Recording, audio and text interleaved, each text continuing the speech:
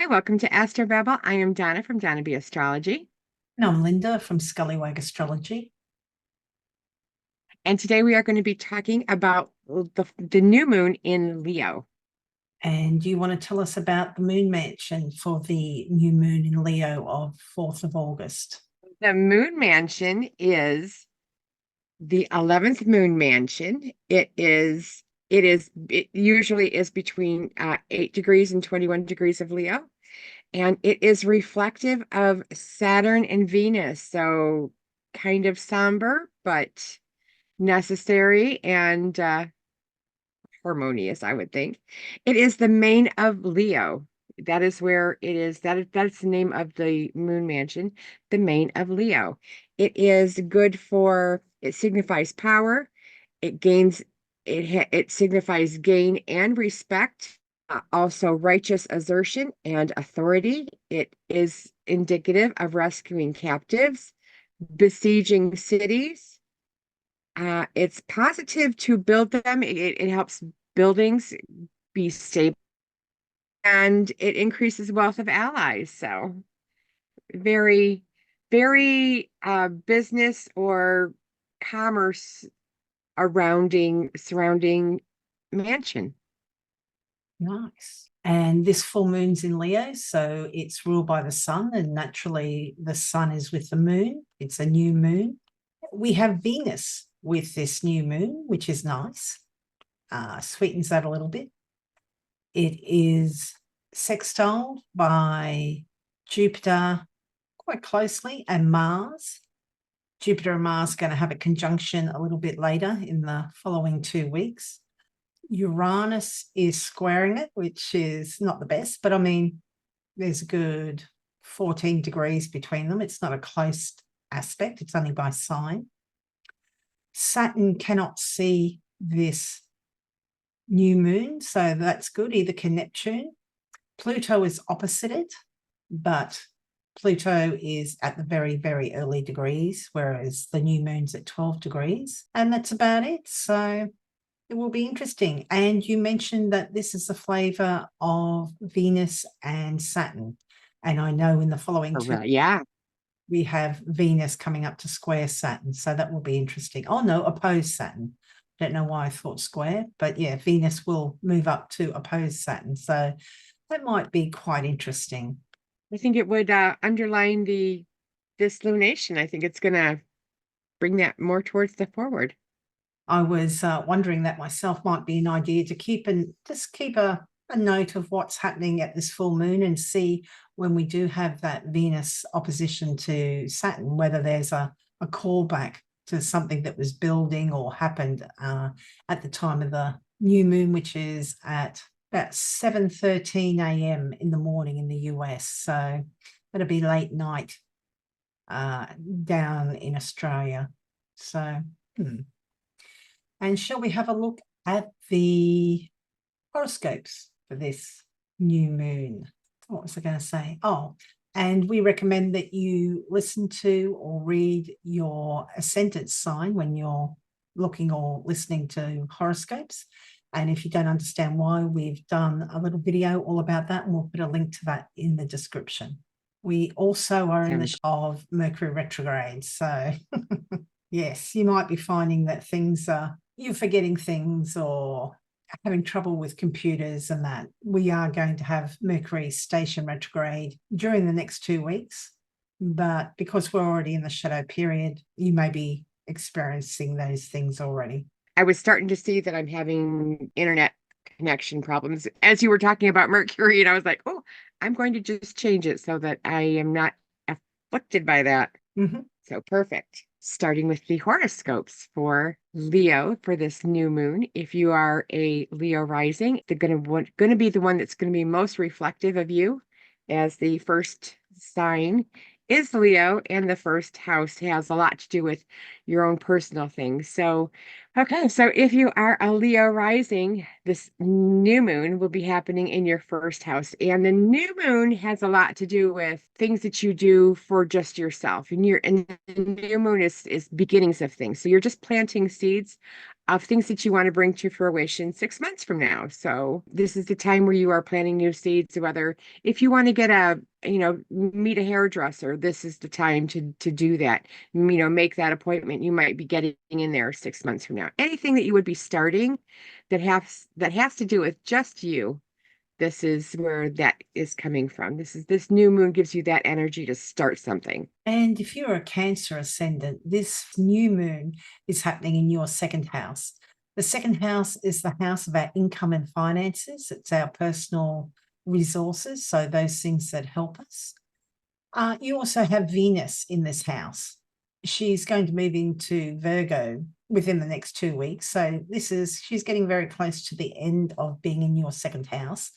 And when Venus is in a sign, it often brings good things. So you may have benefited in some way. Maybe there was a little bonus or somebody gifted you something, or, maybe you've been out there working hard and earning that extra income for yourself. But Venus often brings a gift. So the new moon is about new starts, new beginnings. Maybe you're going to invest that. Maybe you're going to put that in your savings, or maybe you're going to invest it in some resource that's helpful to you. And if you are a Gemini rising, this new moon is going to be happening in your third house.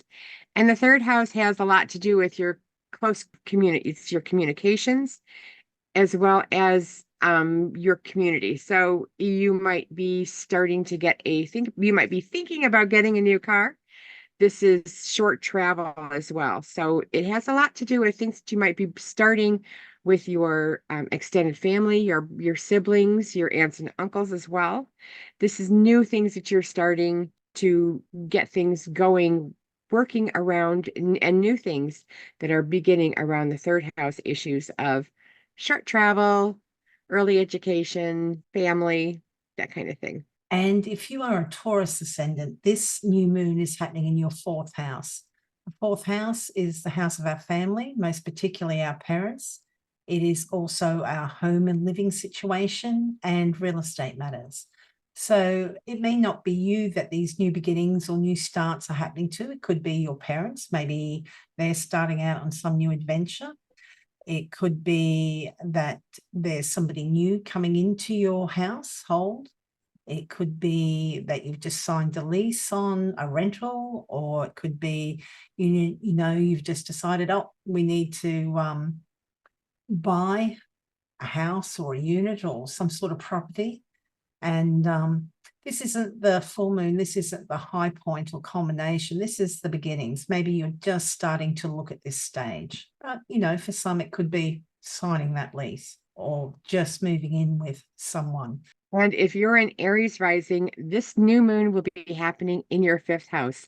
The fifth house is the house of creativity. It also is the house of hobbies and fun. So you could be starting things. If you wanted to go to a concert, this might be when you're buying those concert tickets.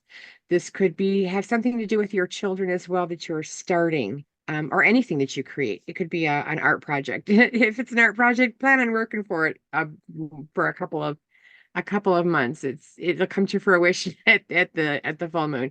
But this is when it all kinds of starts. This is when you're planting those seeds for things that you create and things that you have fun with. And if you're a Pisces ascendant, this new moon is happening in your sixth house. The sixth house is service to others. So this can include people like first responders, doctors, nurses. So in a case like that, maybe you've just been accepted into the academy or to some sort of learning institution to start those studies. It could be a new project or a new job within one of those industries. It's also employees. So if you were somebody that has employees, maybe you're taking on a new employee at this time. If you supervise staff, maybe you have a new employee that you'll be supervising. It can also include things like tradespeople being in your workplace or your home. They may be, because you're kind of supervising them to a degree, not really supervising them, but they're working for you. So they kind of fall under those significations. If you have a job that feels like it's really not so much a career, but like a real drudge, this could be a new job. This is also the house of pets. So this could be a new pet. It is also illness. It's one of the because of its association with illness, it's not one of the most beneficial houses. So if there is something that's not quite right with your body, I'd get that looked into. You kind of got a twinge and you're kind of like, oh, that's new, but, walk it off, or that'll soon go. Maybe just a good idea to get that checked out. Could be the start of something. And if you are an Aquarius rising, this new moon will be happening in your seventh house. And the seventh house is the house of the one other. It's the house of the committed partnerships. And committed partnerships could be business partners. They could even be a doctor's. Like if you have a doctor's appointment, this would fall under that category. If somebody has to write your name down to meet with you and you have to do the same thing, if you are making an appointment of some kind, this is that one-on-one type of relationships that you have in your life, whether they're partners, romantic partners, or, simply an appointment with a professional of some sort. And if you're a Capricorn ascendant, this new moon is happening in your 8th house. The 8th house is other people's money. So this can include things like taxes, insurance, inheritances, debts, loans. It's also the partner's money. So it could be that the partner has some money, but it's fallen into like a shared resource. Yeah, this is beginnings, new starts. So maybe you're, opening a joint account with somebody. Maybe you are applying for a loan. With Venus there at the moment, that should be quite successful, I would imagine. And it could be that you're putting in the steps to, the very first steps of an inheritance, that needs to go through probate and all the rest, but that usually takes a good 6 months or so. So maybe in 6 months, at the time of the full moon in Leo, you may receive that inheritance, if that's applicable to you. And if you are a Sagittarius rising, this new moon will be happening in your 9th house. And the 9th house has a lot of categories in it. It has higher education as well as foreigners. It could have something to do with law or publishing. It's those long-term goals, the philosophy, the astrology. These will be new things that you're starting around those themes, as this is the house of the higher education and more worldly views. And if you're a Scorpio ascendant, this new moon is happening in your 10th house. The 10th house is the house of our career and public reputation. So maybe this is something happening with work. Maybe there's some new project that you've just been informed of. It's going to take a while to, achieve those results, but this is, new starts, new beginnings. It could be something that's not related to work, but that will bring you some sort of honor or reward, because this is the house of honors and rewards as well. And it could be a new employer or boss, because this is also the house of authority figures, and it's a new moon. So it's about new starts, new beginnings. So there could be a new boss on the scene. So new starts, new beginnings to do with career or public reputation. And if you are a Libra rising, this is going to be happening in your 11th house. And the 11th house is the house of your hopes and dreams. You will have this is also your groups and associations. So if you have thoughts about, joining a league of some kind, of volleyball league, this would be when you were starting those, do the signups for right now. This would be things that you're starting around your groups and associations, as well as your hopes and dreams. So it's things you're starting. And if you are a Virgo ascendant, this new moon is happening in your 12th house. The 12th house is a house of our undoing. So we do have, just trying to think, don't we have Venus? She's going to oppose Saturn, but that's not till later. Anyway, so it's the house of our undoing. So, maybe if you're sliding into some bad habits, it might be an idea to watch that. It's also the places of seclusion. So that can include retreats or just working behind the scenes. It's places of exile. So that could be just having to go away somewhere for whatever reason. That could be a rehab, that could be a spiritual retreat, or it could be, you're having to go somewhere, for those that work, first responders and that, going to an academy to study for a while. It could be places of confinement, such as prisons and hospitals.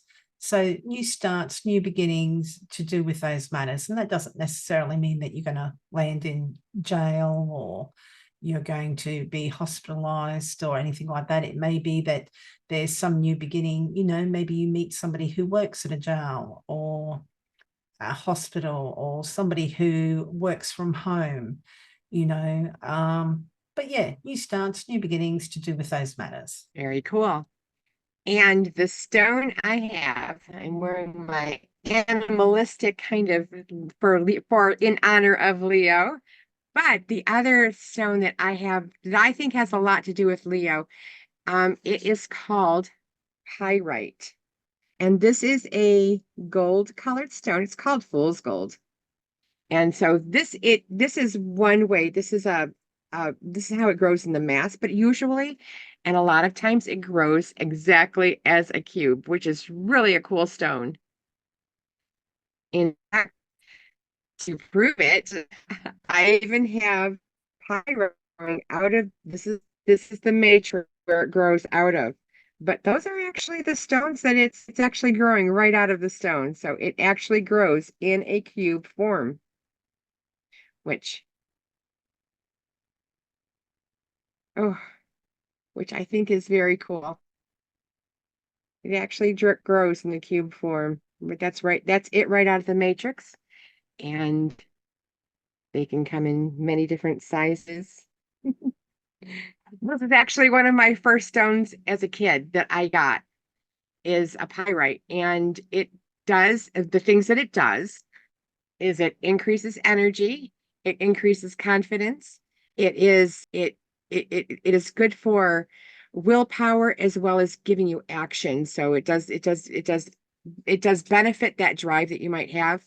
And it has a Mohs hardness of a 6 to a 6.5, and it resonates with the earth element. So not necessarily fire, but it does all those Leo qualities. It's that it gives you that confidence, abundance, that energy, the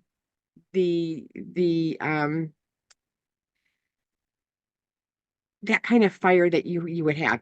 And it is found in Italy, Spain, and Peru. Those are the main veins of it, but it's found in the United States. It's found in the Middle East as well. It's pretty much all over, but those were the main important ones. But yeah, this is pyrite. And it almost feels very metallic. So if you see something like this in a store, that's what it is. It's pyrite. It's a great stone for abundance and confidence and those Leo qualities. Helps you bring out your Leo. Makes you roar. There you go. Okay, and now we have the upcoming aspects. And we're taping this on July 25th in here in the United States. If something has happened, I mean, I know we've had a lot happen. We had a lot happening last month. Linda, you did a great job on those the assassination videos. So if you are interested in seeing those, Linda put out a whole bunch of those that we did during a recording. So, and they're broken down into those little snippets.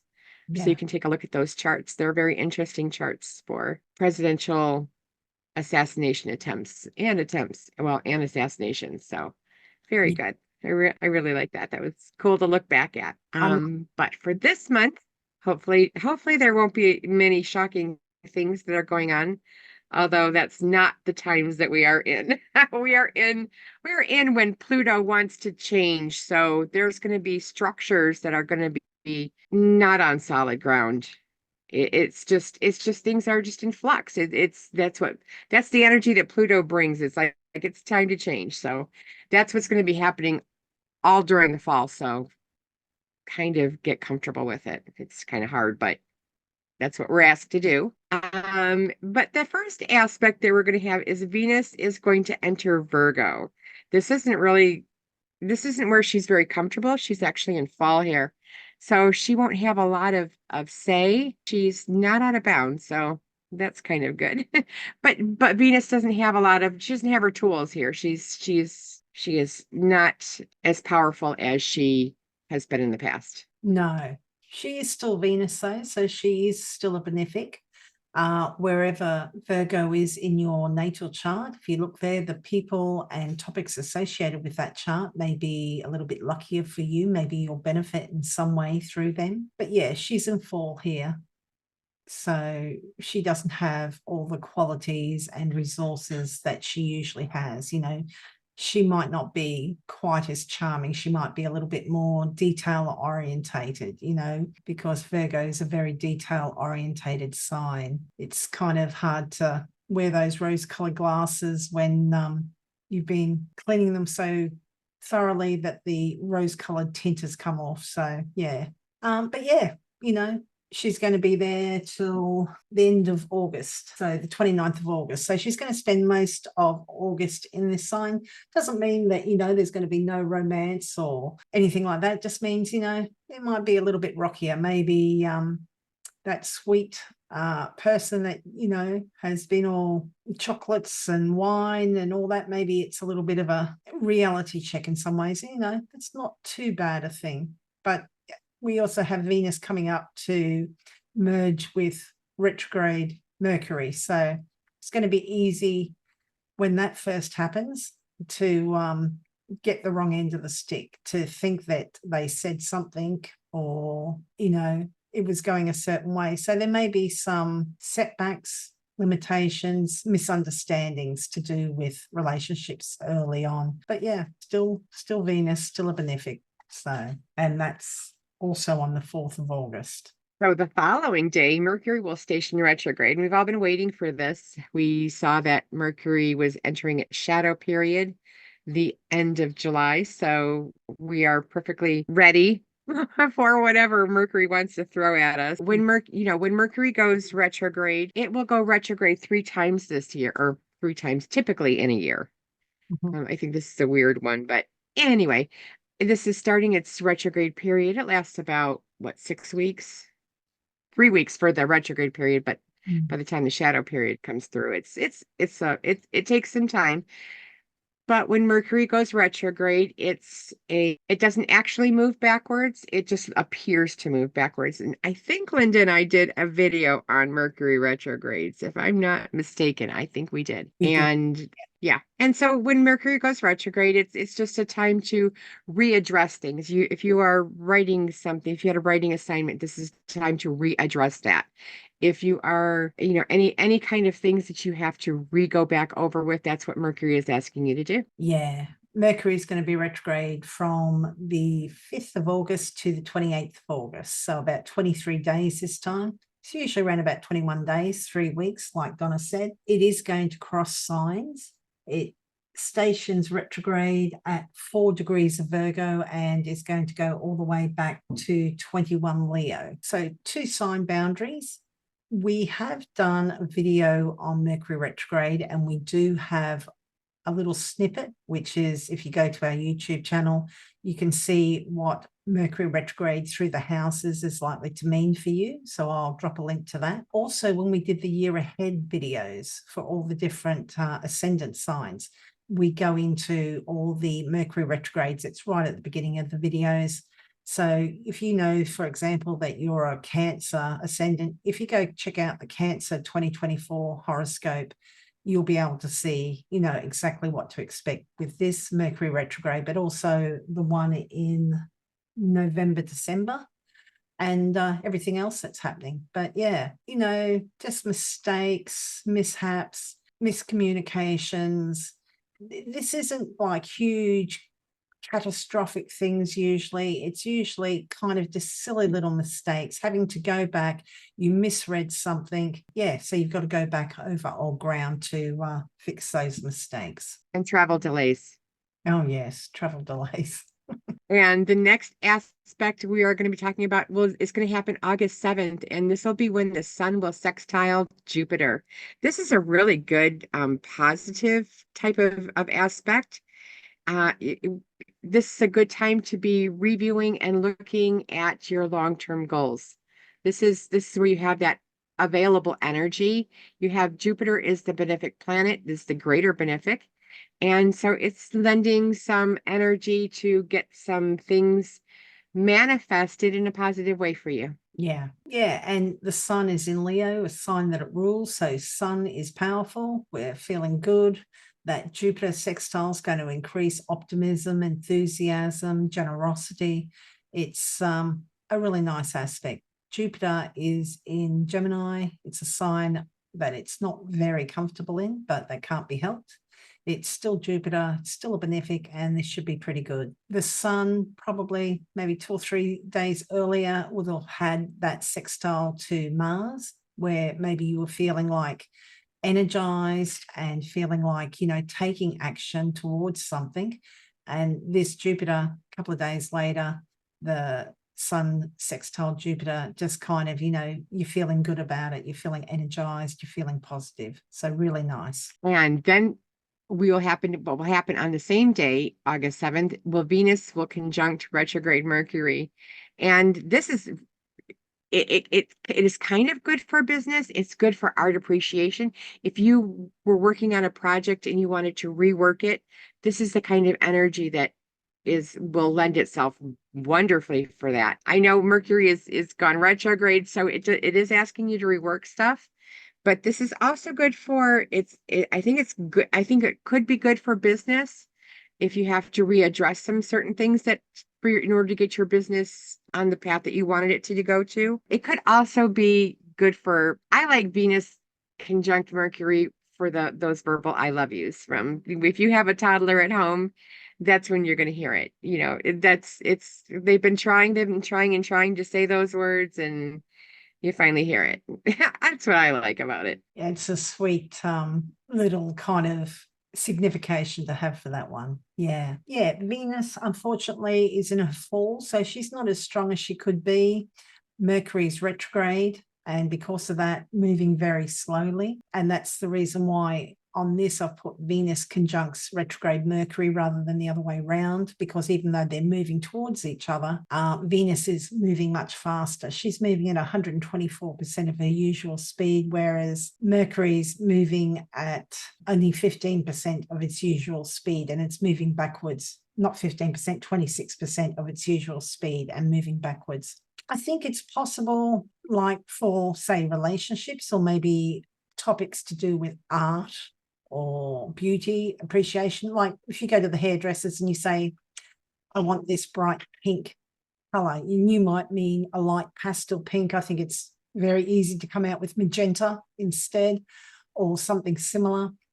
I think it's easy to get, our words crossed or ideas kind of mistaken. I think it's possibly very easy to think that somebody is being a little bit more into you than they really are trying to indicate. Maybe they're kind of like, oh, I love spending time with you, and you kind of read that as I love you. I think just very easy to blur the lines here. Or maybe it could be like, they said, let's meet next Thursday, and you think it's this Thursday, but they actually mean Thursday week or something like that. It's just Mercury's communications, Venus is social and love and affection and beauty and art.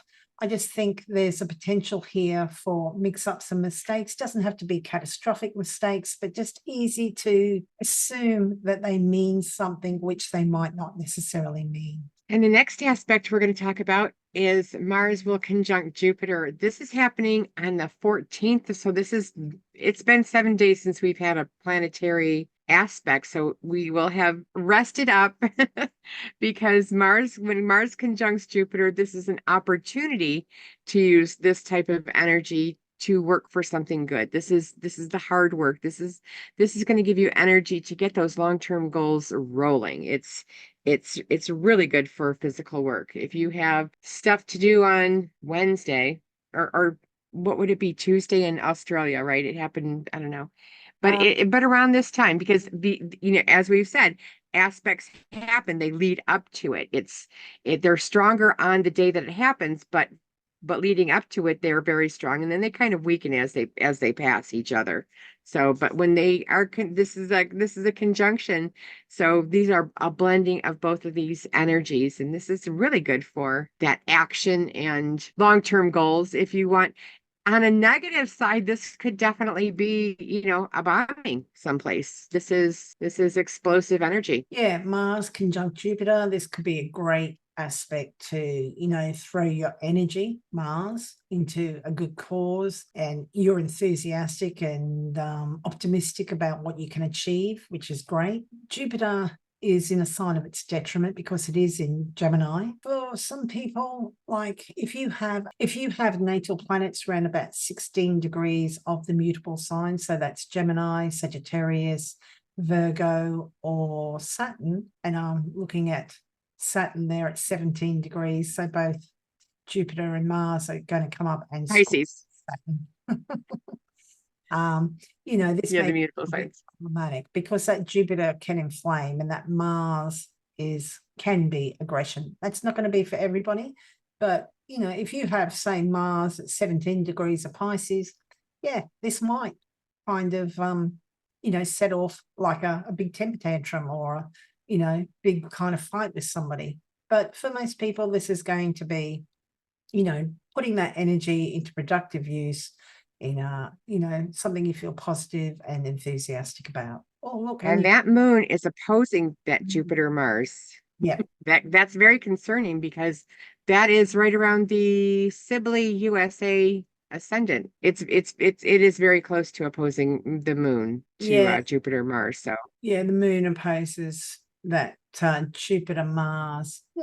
Moon aspects can sometimes trigger things. So when it moves into 16 degrees, that could. I have a feeling the Sibley chart is about 12, but let's have a quick look. About 12 degrees, but it is oh still good.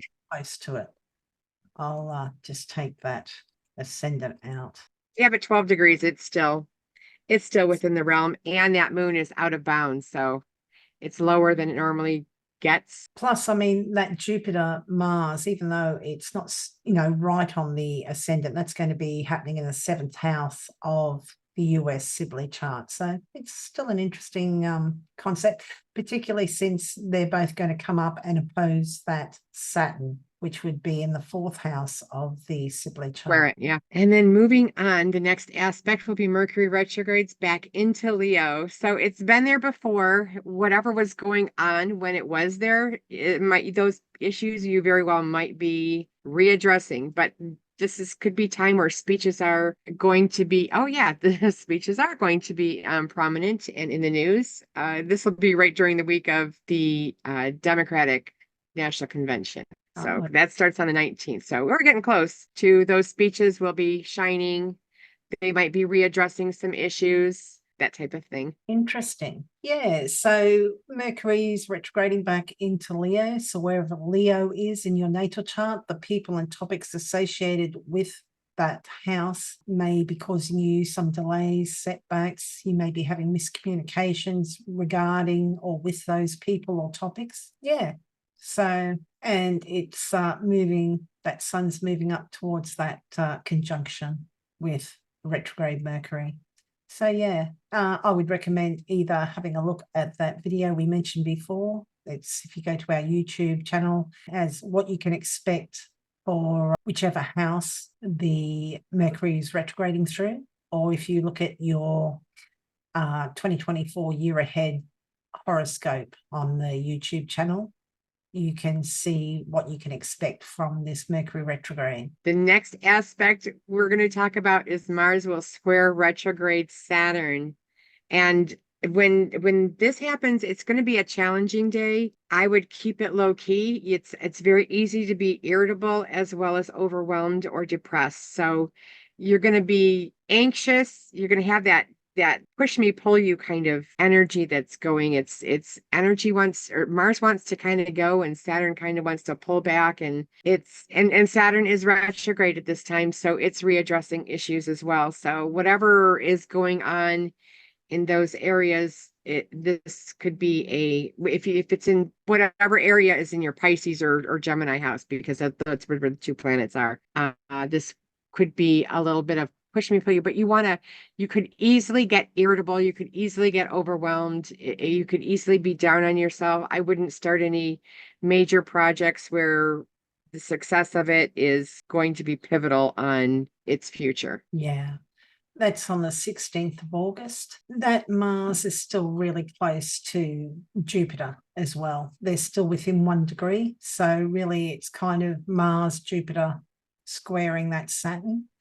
Saturn is retrograde, but it is in the superior position. It's earlier in zodiacal signs. So it kind of has a bit more say. But because he's retrograde, he's always about limitations and doing things right and all that sort of thing. But he's feeling probably a little bit more discouraged than usual. So you may be feeling a little bit more oppressed, or kind of like these limitations and delays are more troublesome, or more, you're feeling it more at this time.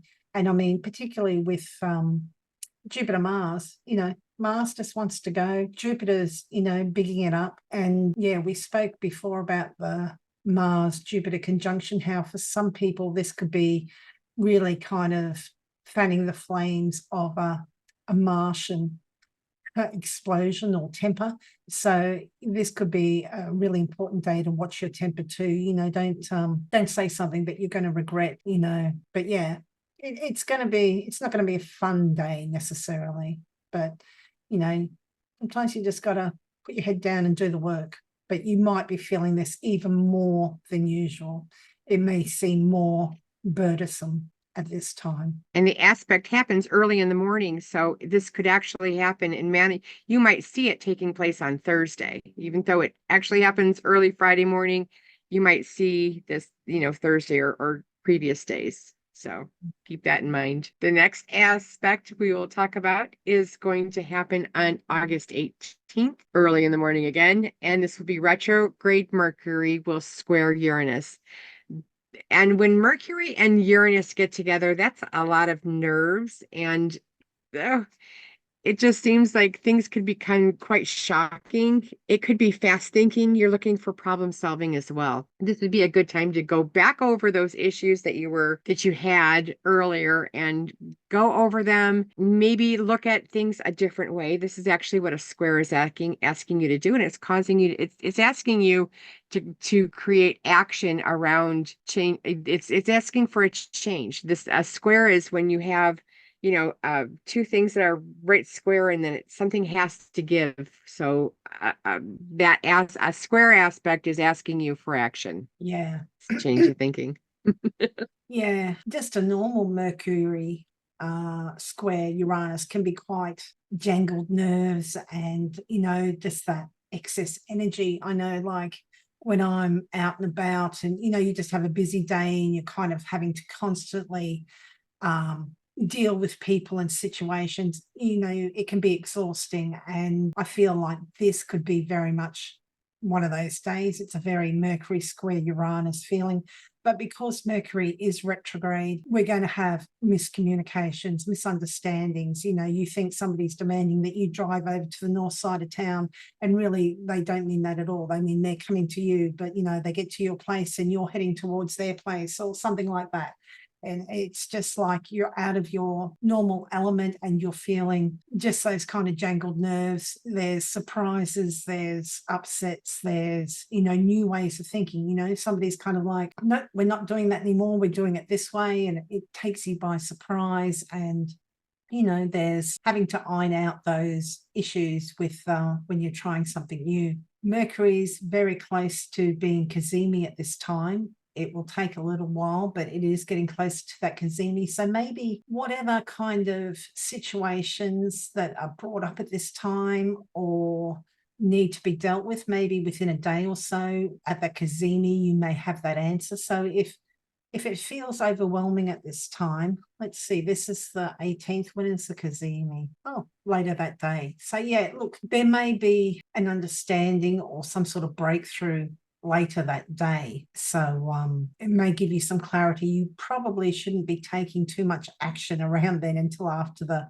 Mercury has finished its retrograde period. But this may be a good time, particularly with that Uranus activity, to kind of, open yourself up to new ideas and, new ways of doing things. But it's not going to be comfortable for the majority of us. And as Linda was saying earlier, the sun will conjunct retrograde Mercury on the same day. So this is this is good for brainstorming. It's good for, it's not, as Linda was saying, it's not a good day for action, but this is a good day for making sure that you're, you have the king's ear. Linda has said and referred to this as a lot when Mercury and is in the heart of the sun, and that is when it's like conjunct, like right on within 15 minutes of either side of actual degree. That's in the heart of the sun. And it's when you have you have that power, you have that energy, you have that seat. The sun is actually trying to impart messages onto Mercury and what Mercury will need to set out to do going forward. Yeah, this is the inferior conjunction with the sun because Mercury's retrograde at this time. Later on, Mercury will conjoin the sun when it's direct, and that's a superior conjunction. But, this is the inferior conjunction. And as Donna alluded to, this can be a time of illumination. You kind of think, oh, that's how I need to tackle it. But because as soon as it passes the sun or the sun passes it, it's going to be under the beams again. And it's not the best time to be taking action when Mercury is retrograde. Mercury retrogrades when we're readdressing, unless you're redoing something or reapplying or anything more or less re-edit, not the best time to be starting something new, but if it can't be helped, it can't be helped. So don't stress about it because Mercury is retrograde a good 3 times a year. So you can't live your life, not doing things because Mercury's retrograde, but it's good advice to kind of make sure you double check it. Make sure you allow extra time in case of delays and stuff like that. Maybe some great ideas at this time, but, just because it's happening during the Kazemi, it's still a good idea to, double check and, over the next week and a half or 2 weeks, make sure that, you've got all your ducks in a row before you kind of take that action. Good advice. And the next aspect we're going to be talking about will be Venus will square Jupiter. These are 2 of the benefic planets, and they're getting together. It's asking it is a challenge. It is going to be a challenging aspect as far as it does have things that you don't really want to do. You don't want to overindulge. This is big. Jupiter it wants to expand, and Venus is like, ooh, let's have, alcohol or donuts or candy or stuff like that. So you don't want to do that overindulging at all. But this could also be, you don't want to do overspending. This is impulse. You could have a lot of impulsive decisions under this aspect, and it's not probably going to be good for you. Yeah. This is on the 19th of August, and Venus is in fall and Jupiter's in detriment. They're in signs that they're not comfortable in. And even if they're in good signs, Venus square Jupiter, it's usually too much of a good thing. I mean, they're benefics, but yeah, too much of a good thing is too much of a good thing. And Mars is still pretty close to Jupiter at this time. So really easy to kind of get a little bit carried away, be a bit rash and impatient. So yeah, enjoy yourself, but try and have a little bit of moderation maybe. Make sure they're not impulsive decisions. Mm. And the next aspect is going to be Venus will oppose retrograde Saturn, and this is also this is also a time where you don't want to be hard on yourself. This is screams of a sense of duty. You're going to be pulled whether, do I want to go to the park or do I want to go and do the laundry? It's that I want to do fun things, but opposing means that you're actually seeing the other person. So Saturn's looking at it like at Venus going, well, it is kind of fun to have fun. And Venus is like, yeah, but we still do need to, when Venus looks at Saturn, Venus is going, yeah, but we still have to take care of the kids, So, you have to do those. You have to look at the object of whatever you're opposing or whatever you're facing. And that's what oppositions usually do. They have you look at the other planet and what does it need? What is it wanting to do? What is it wanting to do when it is opposing you? Yeah. We've got a few things happening on the 19th of August. We have that Venus square to Jupiter. Then we have Venus opposing Saturn here. And yeah, I'm just thinking maybe we had a bit too much fun and Saturn's coming in to say, you know, what have you been up to? And, you know, maybe this is the consequence of that too much fun here. This is also when we're going to have the full moon in Aquarius, and we're also going to have Sun square Uranus. And, you know, that's throwing a kind of a bit of a, it's just kind of, I'm thinking like a spoke in the bicycle wheels. It's the sudden, shocking, surprising events that kind of throw you off course that you need to react to. So yeah, definitely with that Venus Jupiter, I think we need to exercise a fair bit of moderation because if we get too carried away, we're not going to be able to deal with these other things happening also on the 19th of August. But yeah, Good advice. Venus opposite Saturn, it's like our responsibilities. It's, you know, the comfortable slipper, but it's kind of like this is the what we would call the boring parts of relationships, you know, the obligations, the duties, the you know, what we've signed up for to, you know, our part of the bargain within that relationship. And then the next aspect happening on the same day. So we're going to be feeling we're going to lead up to, even though all these are happening on the 19th, you might be starting to feel them on the 17th and 18th. So that's where these aspect and energies might be felt. And the next aspect will be the sun will square Uranus. And when the sun squares Uranus, it's asking for you to look at things in a different way. It's going to also change up the events. It's going to alter your schedule. If you were planning on having breakfast, lunch, and then dinner, you might have lunch, breakfast, and then dinner, or lunch, breakfast, or lunch, dinner, and then breakfast for dinner. I don't know. But this is asking you to change your plans or change your way of thinking. This is Uranus is your, I think, the higher vibe of thinking. I know Linda and I practice Hellenistic astrology, and they don't usually use the outer planets, but the outer planets, they are still there, and we both do use them. So, and Uranus is that shocking. It's that planet that wants to go, hey, look at it this way, or change your or look at things in from this perspective. So it's asking you to change your perspective. Yeah. And I mean, I often think of Uranus as you need to change or change will be thrust upon you. But I think that tends to be more when it's making an impact with your natal chart. This is happening for everybody. So unless you've got planets at very late degrees, around about 26 to 28 degrees of Taurus, Scorpio, Leo, or Aquarius, you know, if you have planets around about there, yes, you may feel this quite strongly. For others of us, it might be like Donna said, you know, it's just things are mixed up. You are used to going this way when you go to work, and, you know, there's detours and you need to, you know, you're going to be late because of this detour, and your GPS isn't working because, you know, here's Mercury very close to the sun and it's retrograde. You didn't charge it. Your cable wasn't working, you know, so you're completely lost and you get to the office late sort of thing. And, you know, the boss is cranky, blah, blah, blah. You know, it's just, for most of us, this is just going to be an upset in our routine in some way. But yeah, because Mercury is retrograde close to the sun has moved just beyond that 1 degree, so that Mercury's under the beams, and, you know, it's retrograde. It's going to be a bit of a mess. So, you know, just try and your remediation for that, which is a way of kind of dealing with things, is, you know, make sure that your phones are charged and, you know, the car has been serviced and, you know, all those sorts of things. But yeah, just some sort of mix up here. Hopefully not too bad. And then we have the full moon in Aquarius, which is going to be happening at 27 degrees, 19 minutes of Aquarius. So if you have anything late in those late degrees, as Linda was saying earlier, if you have anything at the fixed signs, you very well might feel this full moon. It's happening in Aquarius. It will have just had that, the sun will have just recently squared Uranus. It's just moved beyond that 1 degree from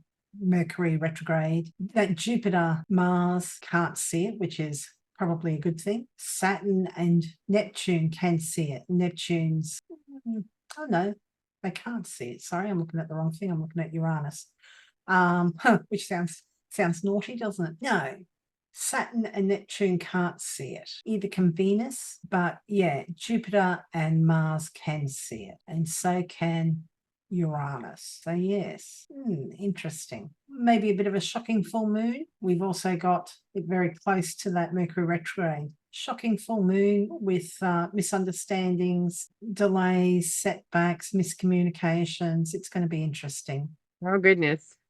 Oh, lucky us. And you can almost feel that there's change in the air. You can almost like you can sense it, but it'll be fun to see how all these aspects play out. It certainly will be. And Donna, where can people find you and what services are you offering? People can find me at donnabastrology.com. You can email me at donnabarconsulting@gmail.com. I am open for natal readings, year ahead readings, electional horary, medical as well. If you are interested in having a medical issue looked at, it only gives you what the planets are saying. It does not give any medical advice.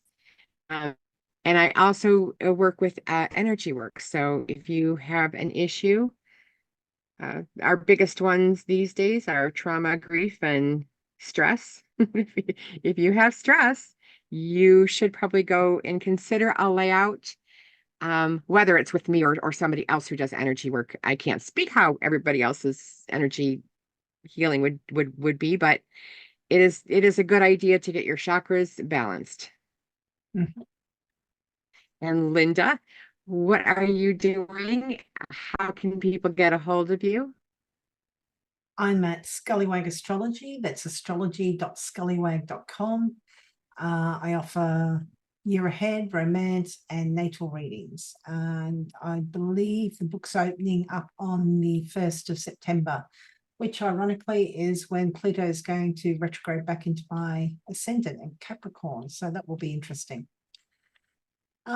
Yeah, so we hope this new moon is good for you. New beginnings, new starts, new dreams. Hope it's a really nice one. We hope the 2 weeks ahead are a little bit not dicey, but there's a lot of challenges. There's quite a few squares in that. So, they all move. So just remember that. Nothing lasts forever. A little bit of caution. Yes. So thank you for listening. We really appreciate your comments, your likes, your shares. And yeah, we'll see you next time, hopefully. Ciao. Take care.